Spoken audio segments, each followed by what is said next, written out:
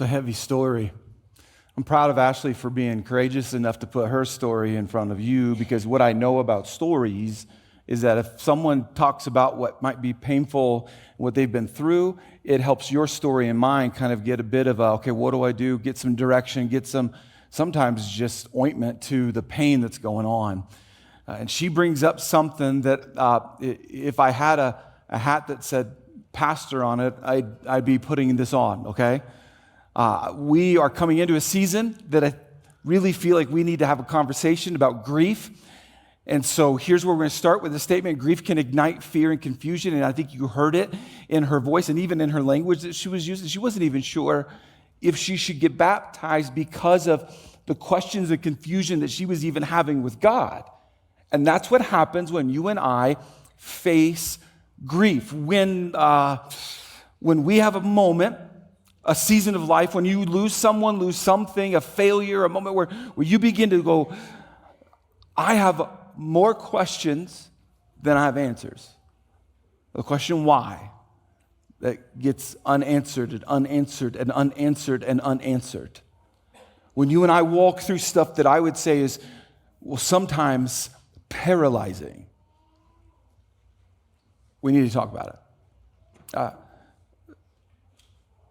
Some of us are thinking, though, why is David talking about death right now? And I would tell you, that's not all I'm talking about. So I'll tell you a story here in a moment, but here, death isn't the only category for grief.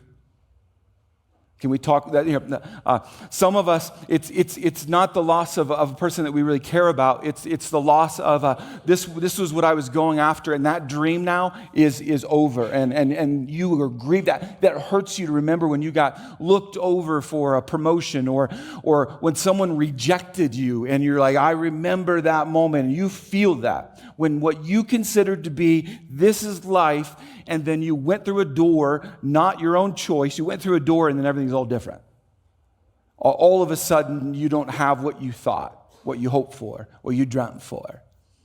So let me walk you into my life. And so in August, we took Hayden to college. Now, at first, this is amazing, especially when you're watching him carry stuff. And I'm like, I'm not carrying that.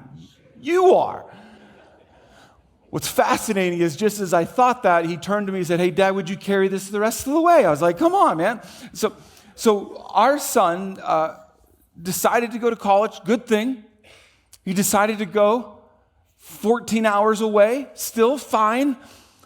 And I want to tell you some of the prep, some of the emotions behind this, because we got to the phase where I'm a grown man. You just need to know that. And in our home, he had become an 18, 19-year-old grown man. If you don't know what happens when that happens, this happens. Like butting heads is what we'll call it. Some of you are like, it didn't wait till 18 or 19. It was like 12, right? But I'm telling you, especially when you get another adult in the home, you begin to be like, you know what, buddy? I love you. And can I help you get to college early? Are there any classes that we can just really get you going, because I really believe in you, but I also wanted home to be a little, it was just what you got. Okay. So I was excited about him going to college, and I would have people come up to me, David, how are you doing? And I'm like, do you really want to know? Yes, David, tell us the real. I am so excited for him to be going. This is good. This is good. So we show up and start moving him in, and it was exciting. It was awesome. The fun, the adventure, the unknown, all this kind of stuff. And Katie was feeling it before I was, but I was like, I could see excitement, independence. He's going to thrive. It's a good environment, good college, all that. And then we ended the day, and they did a chapel service where they gathered us all, parents and students and all that, and we started singing songs to God. And I'm like, this is great. But then the songs started to be about trusting God. And I'm like, who put these songs? We don't need to talk about that right now. I'm a pastor, but I'm like, and all of a sudden the emotions that I begin to realize, because Pastor David hadn't really been facing what he was going to face beginning, I'm about to trust God. Ooh. Started crying a little bit. Still fine. This is good. This is good. This is good. In fact, I'm friends with the president of the university, and so we were just talking, and he's like, afterwards, yeah, how you doing, David? I'm fantastic. Then we got to the car. The goodbyes had happened. And I turned in to a sobbing mess in the parking lot. Couldn't even leave the parking lot. Like he still's probably visibly going, what is Dad doing? Right? I get my composure and we do the drive home. When we got home, it was weird. Get into the house. Normally, there's a bunch of us, and now there's one not there, so it feels like there's not a bunch of us anymore. I don't know how to describe it. So I was like, well, that's just, I don't know what to do. So I got the two younger boys, let's go play outside. So took them outside, sitting in a chair out there just watching them play, and then it hit me. It like all those questions, how you doing, David? I'm fine. How you doing, David? I'm fine. How you doing? And all of a sudden I realized I am not fine. And I had to go upstairs and say, Katie, the boys are outside. If you want to know if they're safe, you're going to need to go out there. Because I'm feeling some stuff. And I don't know what to do with it. And it hit me.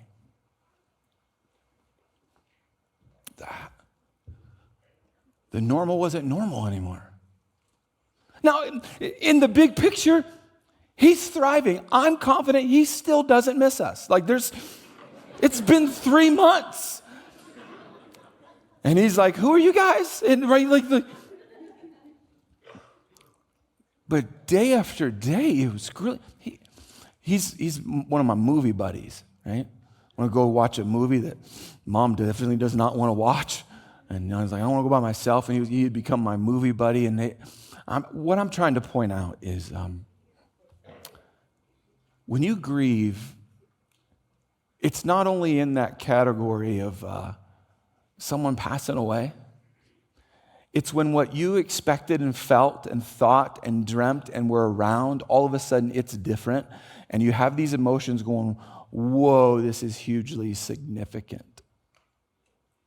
It's confusing.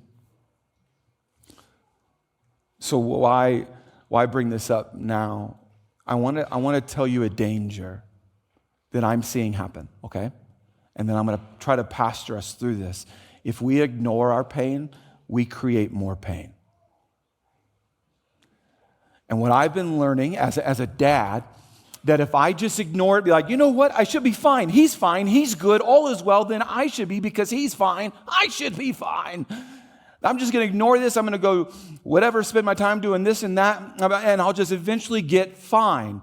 Guess what?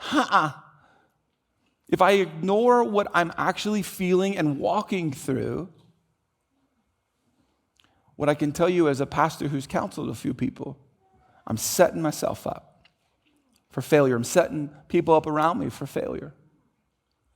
I am confident God has known about your pain and my pain as we've walked through new normals and grieving. Matthew 5:4 gives us an interesting take. Jesus is preaching a sermon and says, God blesses those who mourn, for they will be comforted. If you don't know how to read the Bible, sometimes you read a verse, you're like, okay, that's neat. You need to read it backwards. Follow me on, don't worry, not literally backwards, but if you want to be comforted in your pain, you're going to have to mourn it, which means you can't ignore it.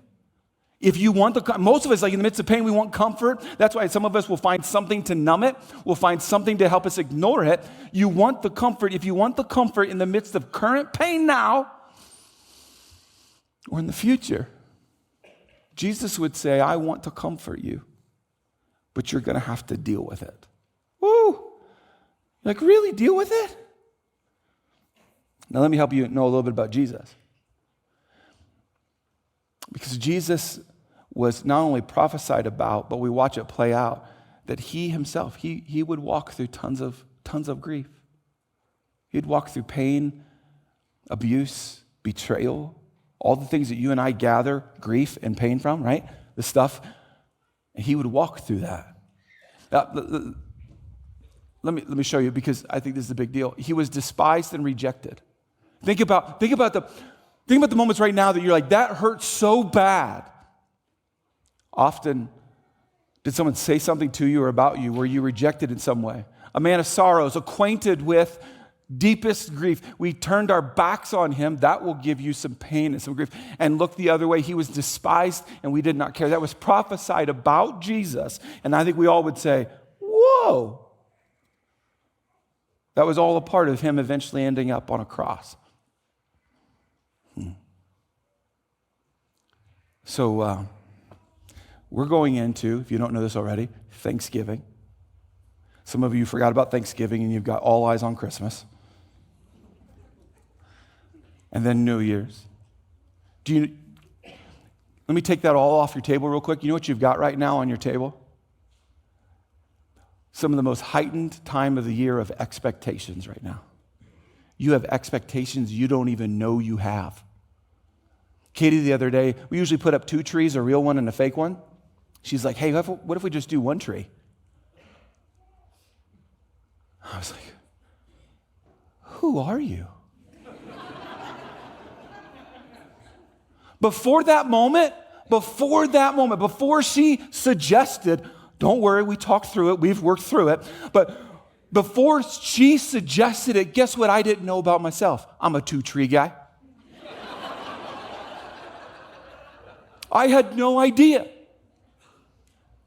But I think it helps you and I understand that perhaps as we go into Thanksgiving and Christmas and New Year's, and if you're single, you're like, no, I'm looking at Valentine's Day, and it's not looking bright right now. And you're like, do you understand how much expectation currently right now is on your table, which means you are vulnerable to not grief, but to not dealing with grief well. And I've studied the Bible. I've read it cover to cover. And let me tell you something about the Bible. God never suggests ignoring as a solution to grief.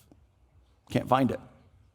He never says, you know what you've gone through, yes, bad. What you need to do is don't think about it anymore.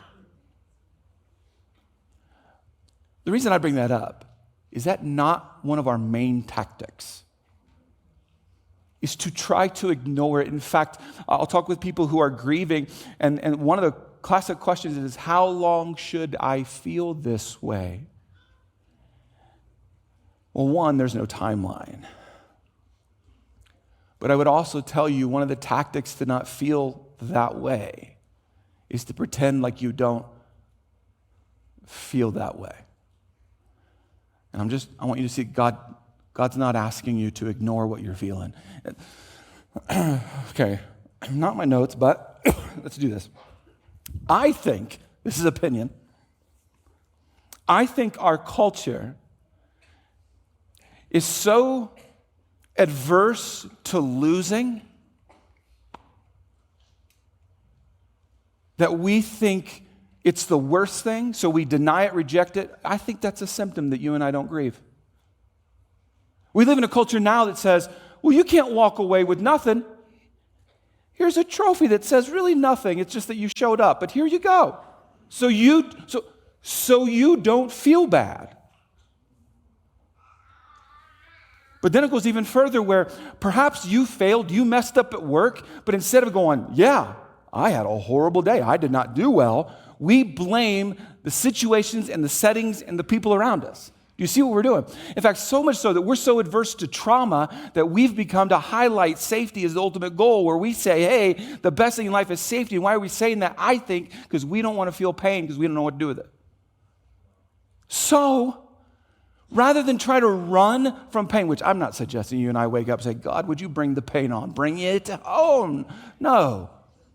Perhaps a more mature prayer is, God, I wonder what I'm going to face today. Whatever it is, will you help me mourn it if I don't want to face it? In fact, evidence is given to us in Isaiah that Jesus came back in part due to this. Isaiah 61. The Spirit of the Sovereign Lord, this is prophesying about Jesus, is upon me, for the Lord has anointed me to bring good news to the poor. He has sent me to comfort the brokenhearted. If you're brokenhearted, don't be like, man, I shouldn't be feeling that way. I'm a Christian. Be positive. No, he came to comfort the brokenhearted, to proclaim the captives will be released and prisoners be freed. He sent me to tell those who mourn that the time of the Lord's favor has come, and with it the day of God's anger against their enemies. Do you see a bit of evidence in Scripture that God is not anti you and I dealing with stuff? He's the opposite, going, not only does he want us to deal with the stuff, he wants to help. So this is why you and I need to have this kind of pastoral, loving kind of sermon where you and I go into Thanksgiving, Christmas, and whatever holidays you got going on. Some of you are about to experience first. You know what I'm saying when I say first? First time without. And you're like, what do I do? Well, I want to teach you what to do. I can't take your pain from you. I'm not going to try to numb it. But I can teach you what the Bible shows us. What do we do in the midst of all of this? Rather than run from pain, how do we deal with it? I'll take you to Isaiah. We're still in Isaiah chapter 6, verse 1. It says, it was in the year King Uzziah died that I saw the Lord. Now let me give you context because it's very significant. Isaiah writing about a year in his life in which the king died. If you don't know about the king of that time, the king dies what you and I would label a tragic death. He had followed the ways of God, but then got away of the ways of God, and then he was struck with a sickness, and it became like he died in a way that he wasn't supposed to. It was ugly, it was bad. It's what you and I would say, he died too soon and in a horrible way. So when the king died, you need to know it wasn't like, you know what? We're so high, better place, it's good, we were ready for this. No. It was unexpected and tragic. What we also know is that Isaiah there was some sort of relational component between the two of them where he highly respected the king. He knew the king in such a way that there was a heartbreak. It wasn't just like, well, I didn't like how he ran the kingdom anyway. No, there wasn't any. It was, this is grieving, this is painful, this is an issue. What we know is it greatly affected. This is why he's writing to you and I, helping us even get this understanding that, okay, I'm about to tell you something significant, but you need to know what's going on in my life when it happened. And what he details in chapter 6 starts off with going, when I was feeling a ton of pain. He's telling you and I, when I was grieving at a deep, deep level, I saw the Lord. Now, what's that mean? Again, if you read the whole chapter, what you're going to learn is the whole chapter is actually more about, let me tell you about when God called me. If you don't know what God called, like this? No. Like when God stepped into Isaiah's life and said, I have a mission for you. I have something I want you to do. And it was handed to him to be his messenger, where he was getting the assignment of actually being the person that God would say, share this with everybody. Share it. Say it. And he would be the messenger of God. He was called by God. You perhaps have experienced something similar where you had this day or this moment where you're like, I heard from God. He prompted me to say that, do that, or I had the experience with God. He's telling you and I got a calling from God in one of the toughest years of my life. If you're like, Pastor, just get to the point, okay. While grieving his earthly king, Isaiah stayed connected to his heavenly king. And I think that's a lesson that you and I need to spend the rest of our lives attached to. That while you are grieving, whatever you're grieving in the midst of your life, whatever you're walking through, that you and I in the midst of it feel it, experience it, we talk through it, we don't hide it. But we also don't run from God. Because I would tell you, personal experience, some of the most painful moments of my life have been some of the most learning, growing, maturing times of my life. What if God allows bad things to happen in our lives? Because he knows the potential that could actually come from it. What if that is one of the reasons? So I want to give you tactical stuff. For those of you who are note takers, you're like, tell me what to do. Okay, I'll write this down. For those of you who don't, learn to take notes anyways. But here I'm going to share with you what I've learned, but that I share with anyone going in the midst of grief. It's very simple. There's 4 things, very, very simple. 1, what do I do? I want to give you something what to do. Look back. In the midst of your grief and your pain, don't stop looking back. Refuse to let the bad cancel the good. You will be tempted in the midst of your bad to let bad be the bigger monster. And you will start to think perhaps that only bad things happen to you, or why did God let this bad thing happen? At the same time, you're muting all of the good things that God has done. I'm not saying ignore the bad, but also do not ignore the good. It's intellectually honest for you to say, if I'm going to focus on the bad, I have to be honest and say there's also good. You're being dishonest if you're saying God only lets bad and you don't look for the good. Philippians 4:6. Don't worry about anything. You're like, does he know me? Like, don't worry about anything. Instead, if you're like, well, how do I not worry? Instead, pray about everything. There's okay. So your logical question should be, okay, pray about everything. What should I pray about? Okay. I love how the Bible is actually very helpful. Tell God what you need. You don't even need me to explain that. Tell God what you need and thank him for all he has done. What I love about that, it does not say thank him for what you hope he will do. Thank him for what he has done. I get home that day from a long drive. The house feels different. And one of the most cathartic things I've done is not ignore the absence of my son, but to actually remember the good times that we've had. And then the bigger step, God, you have been so good. I have so many stories of your goodness in my life. I'm not going to let those go. I'm going to remember those. Step 2, look around. Let yourself be included instead of secluded. Do you know what's going to be tempted of you? Like, you know what's going to be put in front of you anytime you face any kind of pain? Is to isolate, to seclude yourself. Now, I'm not suggesting, so I can't have any alone time. I want some alone time. No, that's fine. Unless it turns into complete seclusion, hours turn into weeks, which turn into months where you have no contact. You're not letting anyone in your life. No, that's where you get an alarm. It should go off going, oh no, I'm not actually mourning my grief. I'm running from it. The story in the Bible, we call it the book of Job. It's a story about a guy's life that is horribly tragic. You can read it. It won't take you long to find the tragedy. Watch this, though. When 3 of Job's friends heard of the tragedy he had suffered, they got together and traveled from their homes to comfort and console him.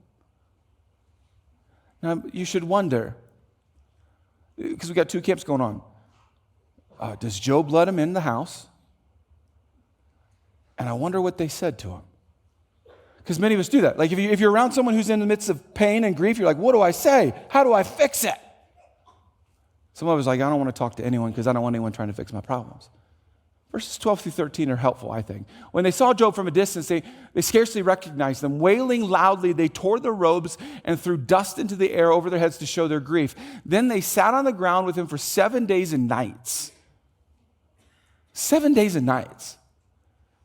No one said a word to Job. No one said a word. I'm tempted to make you read this out loud, but no one said a word. 7 days. For they saw his suffering was too great for words. Is not the majority of suffering too great for words? Some of us don't know what to do for the people around us because we feel like we don't have the miracle words. Maybe that's God making sure you don't say anything.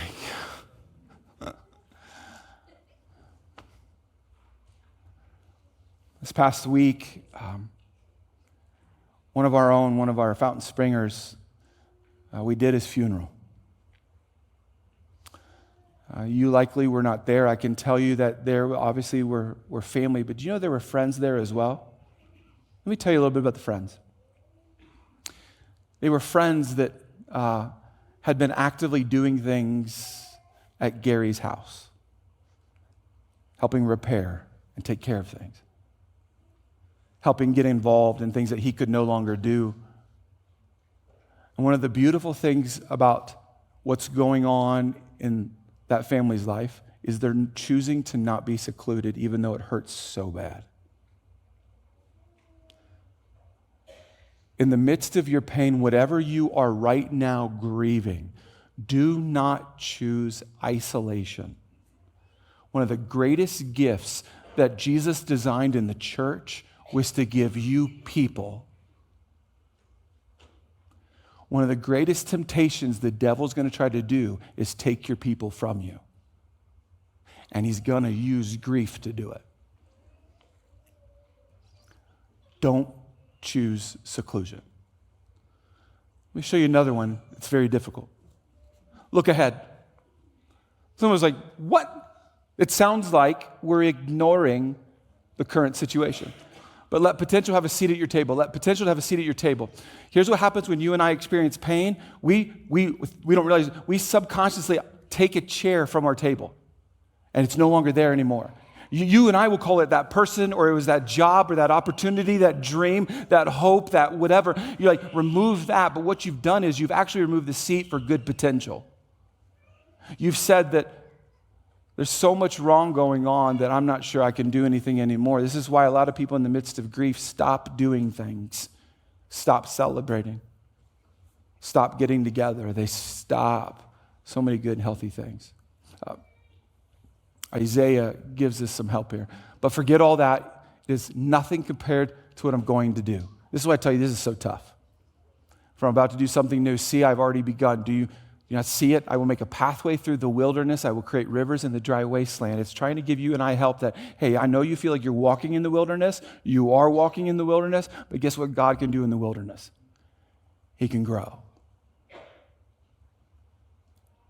There's a story that examples this. When you and I remove that seat from our table of potential, we become very angry people. The story is of a mom, Carissa Smith. Carissa Smith, real story, really happened. Carissa Smith decides to go on that particular day to the library, and she's going to take her 4-month-old daughter.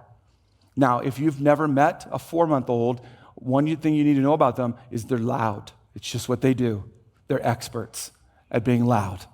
Loud when you don't want them to be. Not always like bad screaming, but just they don't know what inside talk is. They just, that's scream. So she goes to the library. Her intention is to get some books to read to her daughter, but also for herself. So she's in an aisle. She sets the 4-month-old down, and she's just looking and looking and looking. And guess what? The 4-month-old, her daughter starts to be, they're in a library, breaks the library rules. Can you believe that? Breaks the library rules. And just starts laughing and giggling super loud. Now, she's a mom of a 4-month-old. She's like, this is about a standard. In fact, I'm not sure she even heard it, right? But someone did, and this is a real story, so I'll give you the quote verbatim. A gentleman, I don't know if I would call him a gentleman at the time, but he says out loud, "Tell that kid to shut up or I will." Ooh. Some of you are like, where did this happen and what is his address? Really happened. Really said that.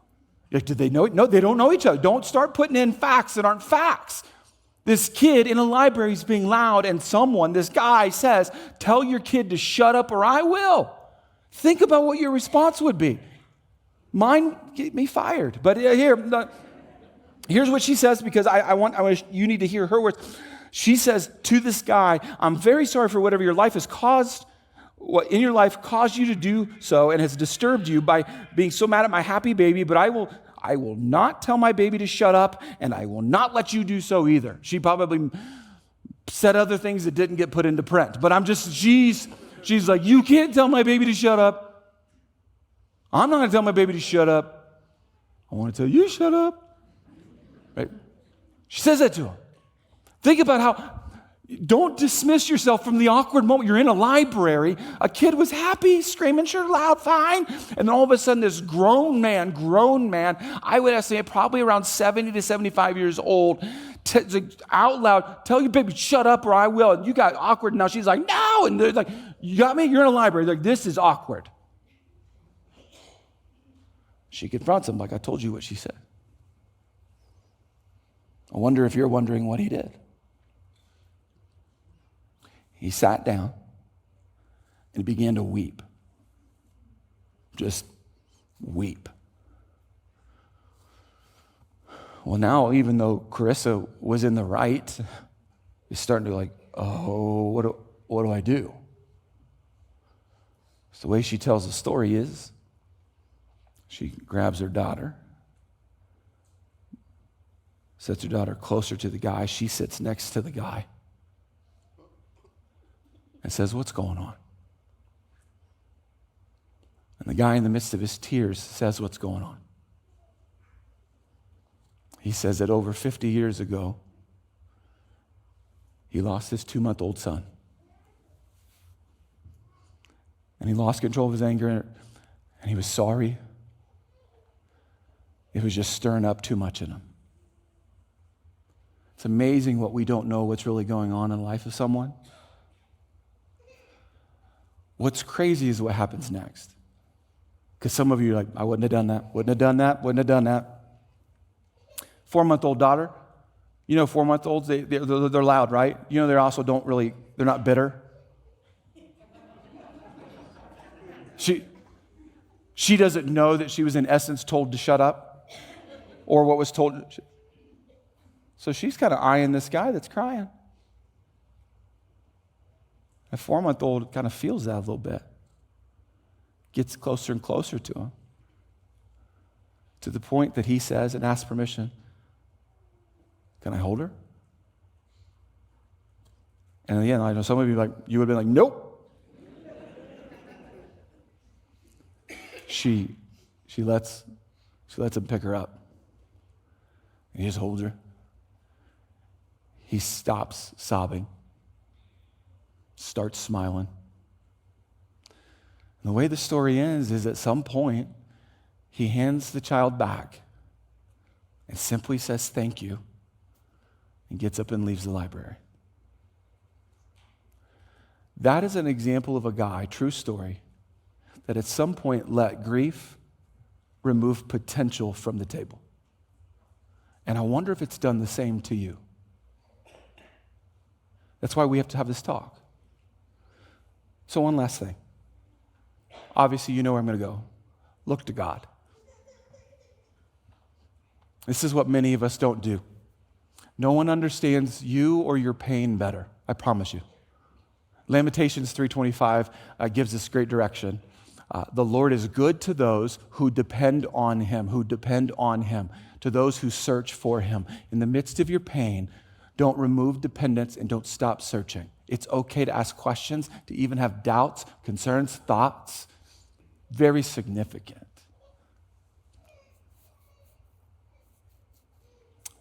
What a tough sermon. But perhaps it's the ointment that God intended to answer your prayer with. As you have been lamenting what you don't have, who you don't have, where you aren't, what has changed, what seems different, and you're like, what do I do with this? Don't ignore it. Pay attention to where you look. So I think one of the greatest gifts I can give you is to pray for you. So would you bow your heads and close your eyes, and I want to pray for you.